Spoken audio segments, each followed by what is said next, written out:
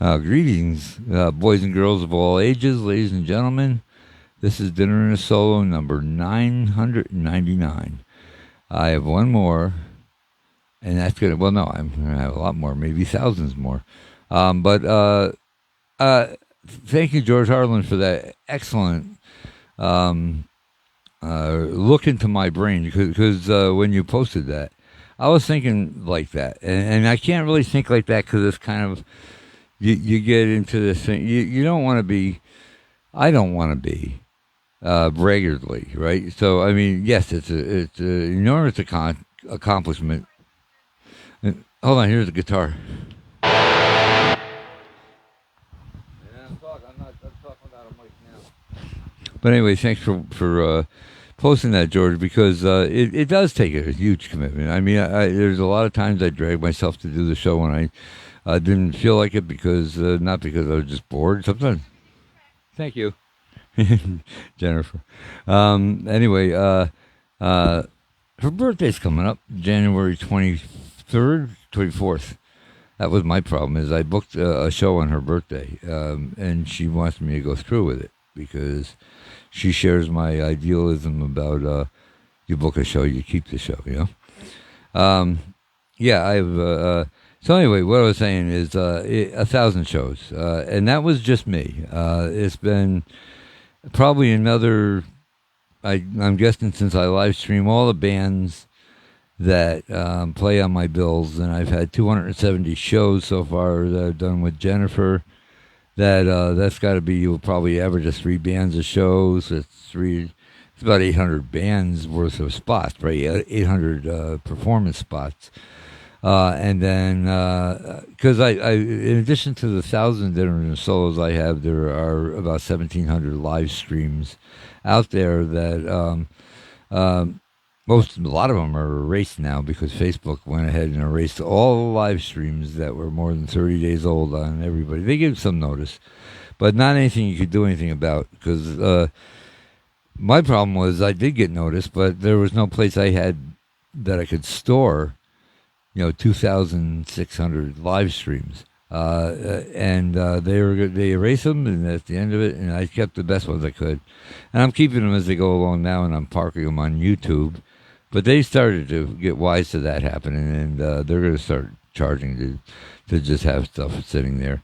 I mean, they already are a copyright office and a number of other functions that people use them for. I mean, that they have a timestamp that is good in copyright court. So whatever they time, if you could show that you have a timestamp for YouTube on a song that somebody's been sticky fingered with, and you'd have a good chance of making that point. But sooner or later, they're going to.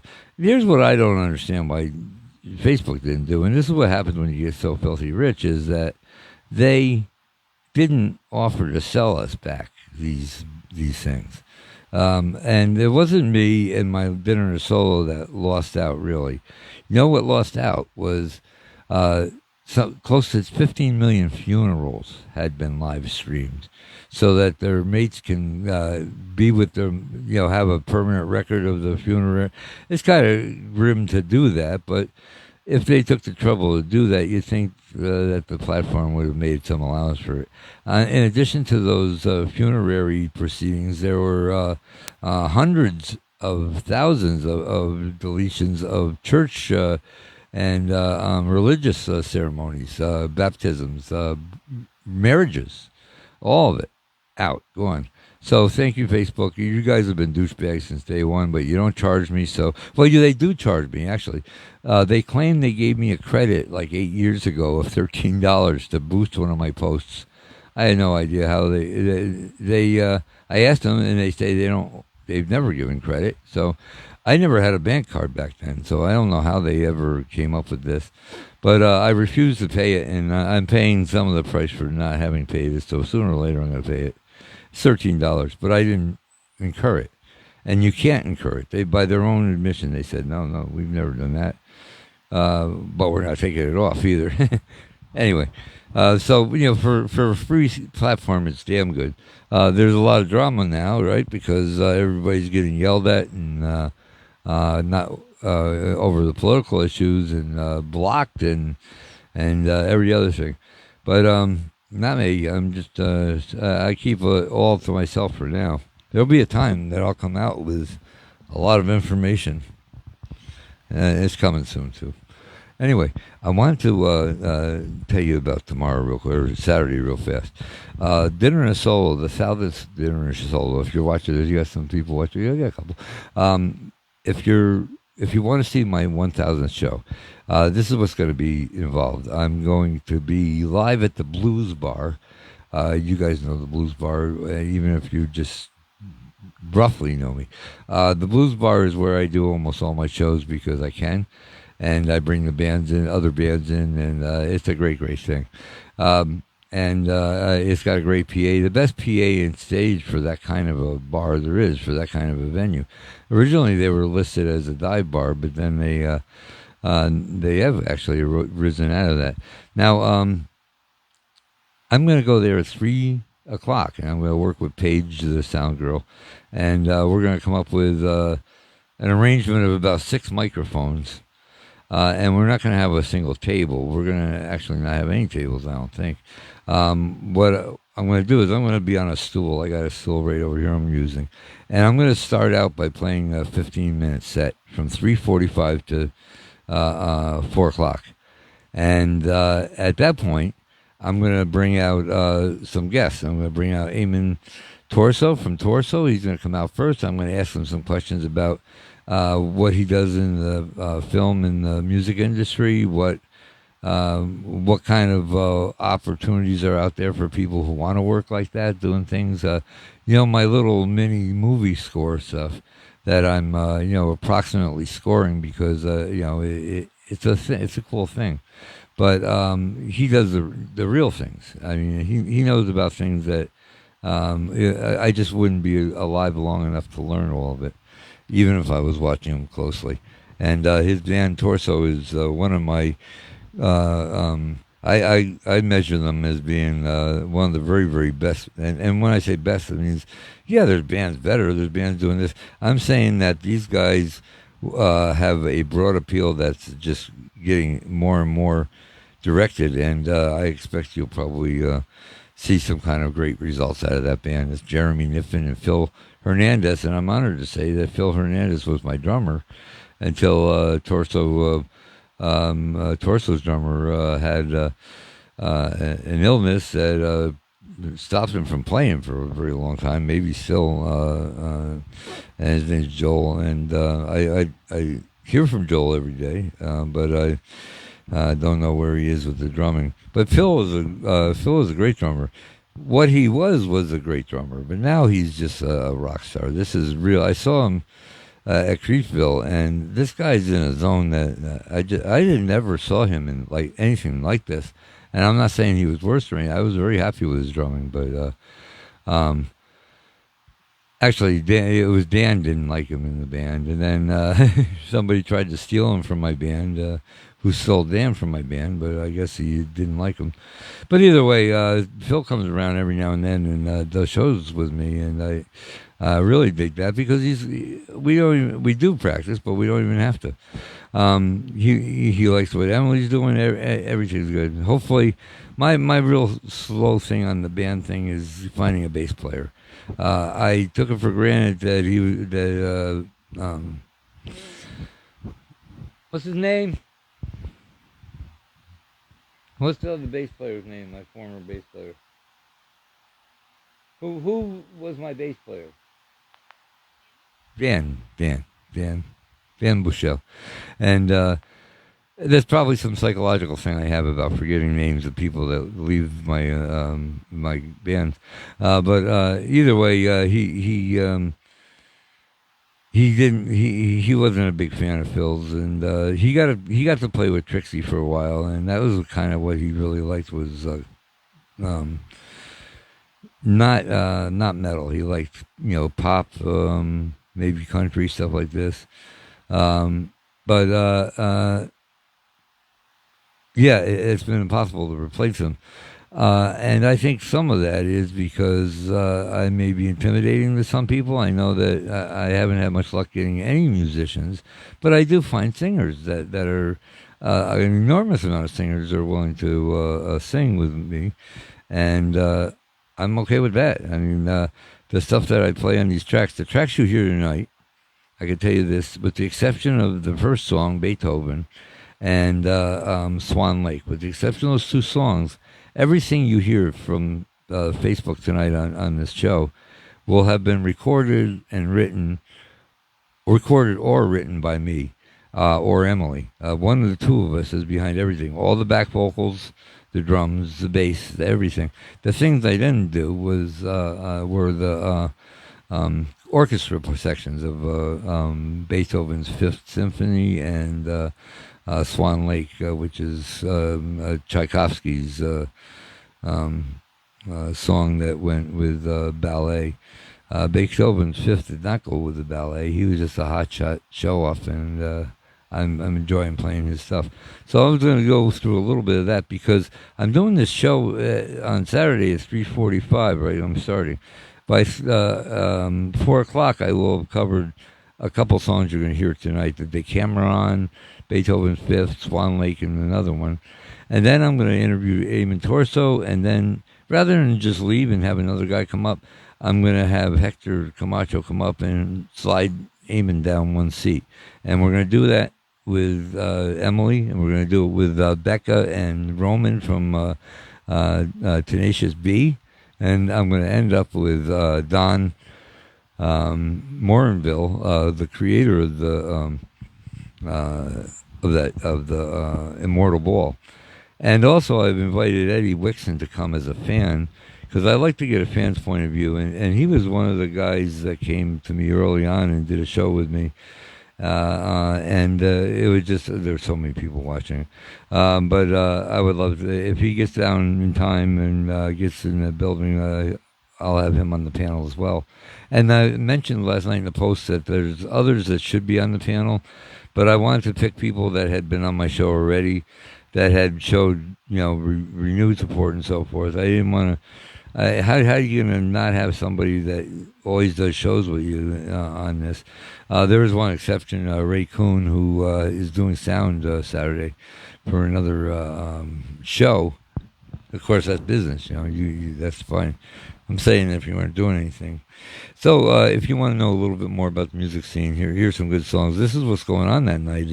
That's the Immortal Ball, which is a vampire masquerade with a variety of metal, goth, hard rock, pseudo-punk music, plus us, plus the Alien, and guests. Guests like Hector, who's going to sing one song, and Lucretia Death, who was going to sing another. We picked out a pretty spooky lineup of songs and guests. We're playing Eamon Torso's band. Torso's playing. Addicted is playing. Hector's band, Addicted, with a 3 instead of the E at the end. Addicted, and then also. Who else is playing? Tenacious B. That's Becca Hayes Washburn and Roman Castagna. And then finally, Lucretia Death will be doing a short set. And then she'll be doing one with us as well. So I might even, I'm probably not going to play the whole song, but I'll show you little parts of them. Because, some of them you want to have the vocals on. That's what these are for. So you're going to hear that now. So thanks for watching. I got a few people up here now.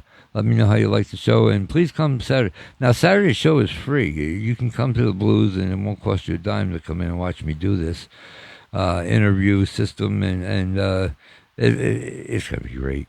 I don't deserve even this kind of attention, but I'll take it in this case. But it's gonna be great. And what was I saying?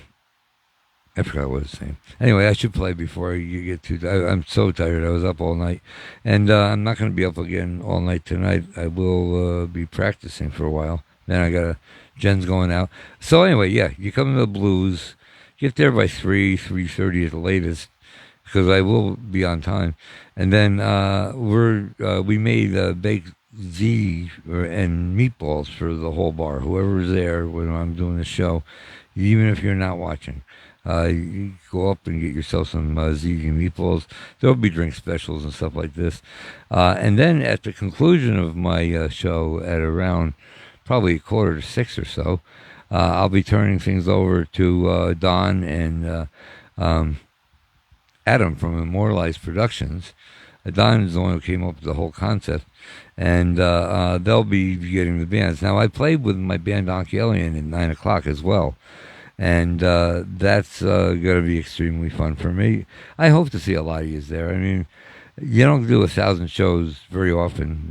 It took me, close to 5 years to do it. But you might not think even 1,000 shows is a lot, but when we added up the views, it was over 250,000. And if you think about that, that's only averaging 120 views per live stream, which I typically average much higher than that. After a week, they're up to 300, some even 1,000. So it's probably a lot more than 250,000 views, and that's just something. I'm so happy about that. So, I mean, yeah, this is a bucket list for a lot of people. I'm just happy to have attained it, but I don't stop there. Just because I meet my goals, I mean, it's time to write some harder to reach goals, right? Before Atlas comes, 3i Atlas comes and wipes us out. All right, so here we're going to do, let me see what I have here. I'm going to start with Beethoven's Fifth Symphony. That's a tough one to start with, but you'll forgive me if I choke a little on it. I shouldn't, though. I've been doing it long enough.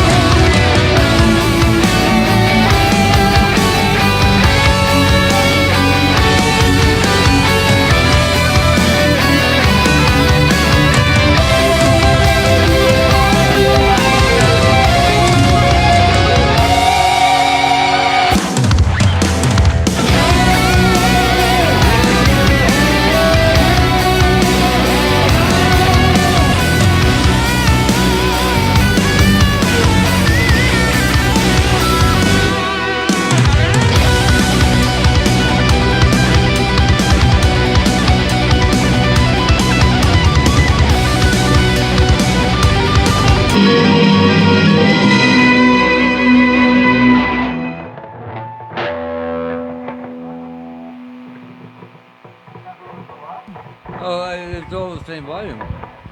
I thought they were. Too loud out there for you? Oh, no, I don't know what it is. This is the Decameron.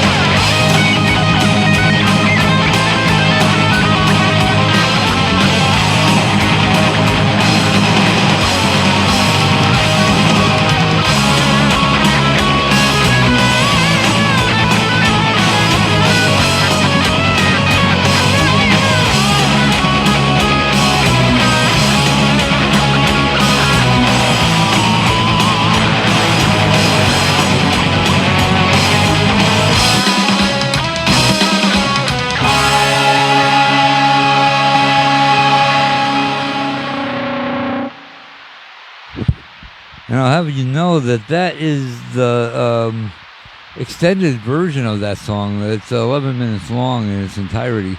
I usually do the 8-minute one, and I barely get away with that. And live, I can only do about 5 minutes before people are wondering what's up.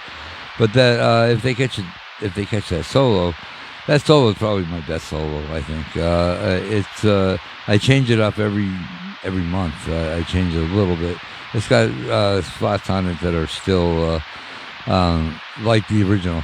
What I did on that particular version to make it extended was actually I didn't extend it. It was that big, and I cut it down as time went on because I was realizing that I can't do that whole song. That's a third of a set sometimes, right? So what I try to do is I shrink it, and I'll do parts of it. And on some of the film scores I've done, especially Nosferatu, I would. Part of the reduction was that it would go into the movie just as like for the chariot race or stagecoach race or whatever this is. I don't know what the song this was. I'm not really worried about it. What the heck was it? I don't know what it is. Anyway, I'm going to do another one maybe.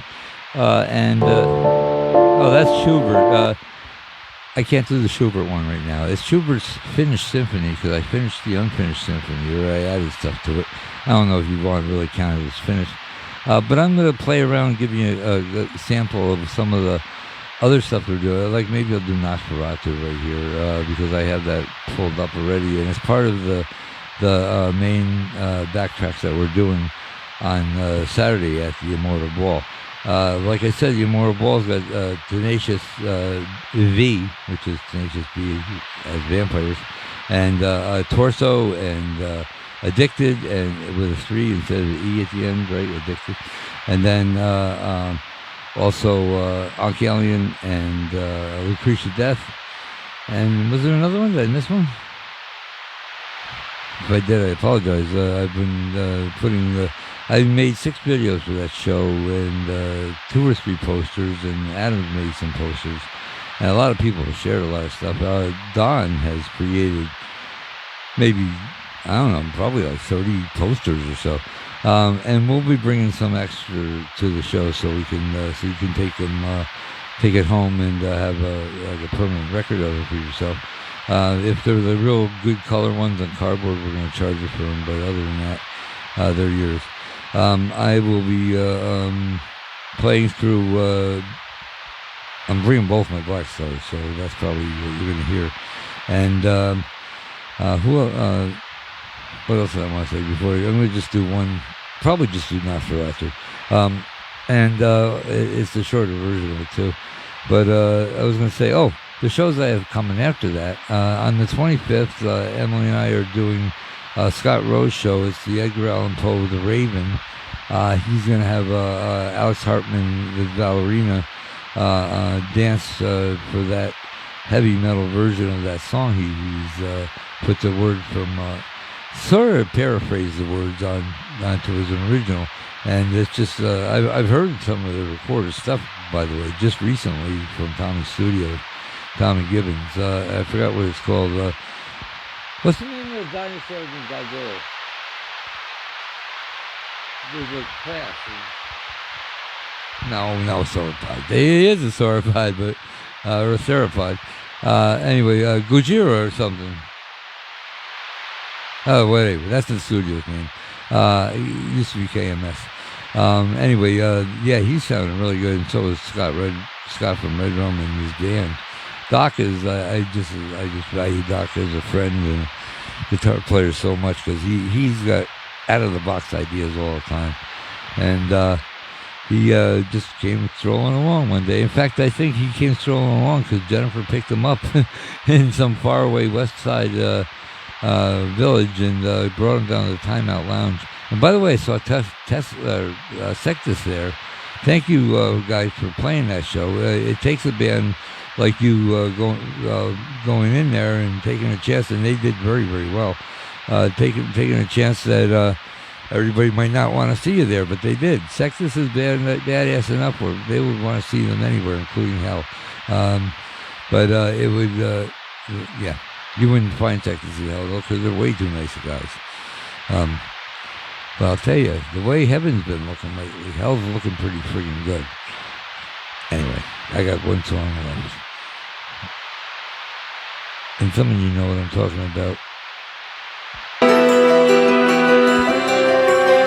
Alright, so here it goes.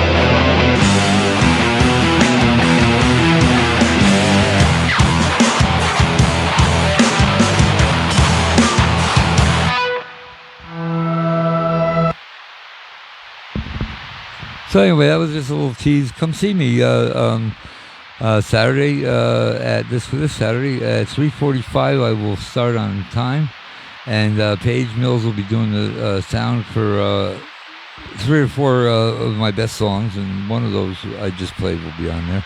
And then I'm going to sit down and talk to the real what I think of it as the biggest movers in the music scene. And what I mean by that is people that try new things. They don't stick with what their proven, tested approach. They'll do what they want to do because that's what it's about. That's what rock is about. What playing rock and roll is, or metal, or whatever you want to call it. it's about taking chances. It's about I mean, there's jazz players that can eat me alive. You know what I mean? But can they make a melody that sounds badass? You know, that Dio would like, or that makes my cat likes certain melodies and so forth. I gotta shut that up. So I'm super tired, but I do have some work to do tonight. And Jen's going to go to the facilities to prepare some of that food, I think, for Saturday tomorrow, but I believe she has to buy it tonight.